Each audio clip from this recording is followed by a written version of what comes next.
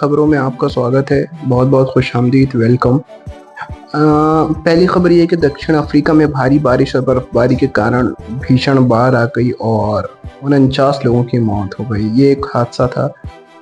हम दुआ करते हैं खुदा से कि जो लोग इसकी जद में आए उन्हें मतलब जो लोग इसकी जद में हैं उससे उनकी हिफाजत फरमाए और उन्हें हिदायत अता फरमाए। अगली बात है कि इस साल 825 बिलियन के निर्यात का आंकड़ा पार करने का भारत एफटीए बना गेम चेंजर। पीयूष गोयल, मतलब पीयूष गोयल जो उद्योग मंत्री हैं और उन्होंने 825 बिलियन का मतलब निर्यात एक्सपोर्ट बताया है कि किस तरह से होगा। यूएई और ऑस्ट्रेलिया और यूरोप जैसे देशों में, मतलब भारत जो है, मैं अगर इसमें एनालिसिस करें तो भारत की एक बहुत ज़बरदस्त, मजबूत और बड़ी इकनॉमी है। इसका एक्सपोर्ट भी बहुत ज़्यादा बेहतर है और इम्पोर्ट भी ये बहुत अच्छा कर रहा है।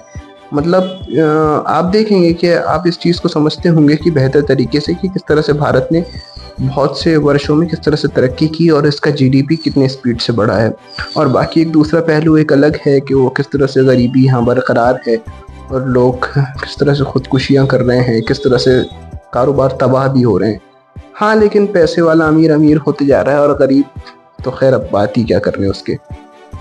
डेनमार्क की संसद ने देश में अमेरिकी सैन्य अड्डे बनाने को दी मंजूरी।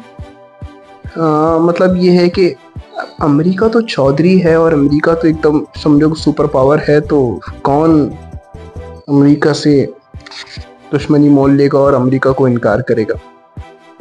जॉन एफ कैनेडी के मर्डर से जुड़े कुछ रहस्यों की ली गई थी एआई की मदद। ये पुरानी बात है। कैनेडी को सब जानते हैं कि अमेरिका का एक प्रेसिडेंट हुआ और किस तरह से उसकी मौत हुई। खैर ये एक अलग मसला है। अगर कैनेडी पर बात करने बैठे तो बहुत लंबा वक्त हो सकता है। जयशंकर से पूछा गया क्या ट्रंप पर भरोसा करता है भारत, उन्होंने दिया जवाब।